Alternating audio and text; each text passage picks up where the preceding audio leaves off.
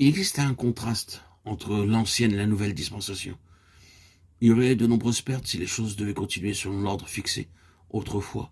Et à contrario, il y aurait beaucoup à gagner en suivant les principes du nouvel ordre établi par le Saint-Esprit.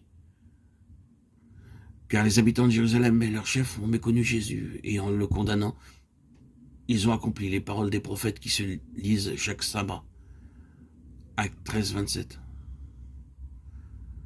Sans vouloir redire une nouvelle fois ce qui a fait l'objet de nos précédentes méditations, nous pouvons affirmer qu'il est parfaitement clair dans le Nouveau Testament, et cela à partir du livre des Actes, que les croyants dans la nouvelle dispensation, la dispensation du Saint-Esprit, devaient être libérés de toute position figée et établie une fois pour toutes, hormis les faits fondamentaux de la foi.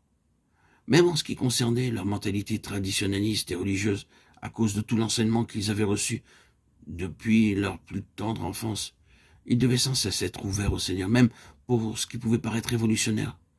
Ils devaient se garder d'être prisonniers d'un système afin que le Seigneur ait toujours la liberté d'accomplir en eux une œuvre révolutionnaire pour réformer tous leurs concepts.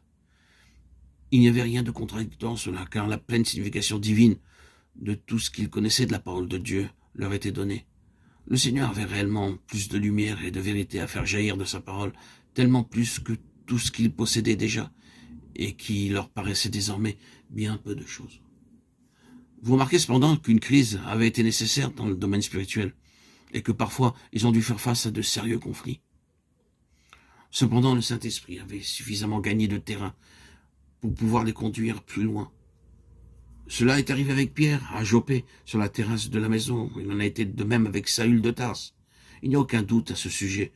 En agissant comme il l'avait fait, Saül agissait sur la base scripturaire de l'Ancien Testament. Il pensait recevoir l'approbation de la parole de Dieu pour ce qu'il faisait. C'est alors qu'il eut ce face-à-face céleste avec Jésus de Nazareth, alors qu'il se dirigeait vers Damas. Malgré sa capitulation à cet instant bien précis, et la connaissance qu'il avait reçue désormais de la Seigneurie de Jésus, son grand problème était le suivant. Comment vais-je pouvoir concilier l'Ancien Testament avec tout cela? Il a dû partir pour l'Arabie, et probablement, pendant 2 années, il a été confronté avec ce que disait l'Ancien Testament, et le fait irréfutable que Jésus avait été établi Christ et Seigneur. Cependant, il a bien traversé cette crise. Il est revenu de son désert, et saisi par le courant irrésistible de l'Esprit, il est devenu un puissant serviteur de Dieu. Nous aimerions aller un peu plus loin maintenant. Nous avons dit que dans cette nouvelle dispensation, comme cela est manifesté dans le livre des Actes, les prophètes ont été interprétés d'une manière toute nouvelle, et que la signification spirituelle de leur déclaration a été remise en lumière avec tout ce que cette nouvelle approche intérieure impliquait. Nous savons que l'inauguration de cette dispensation le jour de la Pentecôte a été attestée par la citation de nombreux prophètes. Cela commence avec Joël, mais c'est ici ce qui a été dit par le prophète Joël, Acte 2,16, et avec bien d'autres citations de l'Ancien Testament se rapportant à cette période. Désormais, que ce soit par des citations directes ou par des accomplissements prophétiques, comme cela est clairement le cas pour le prophète de Joël, les prophètes sont introduits dans de nombreuses occasions.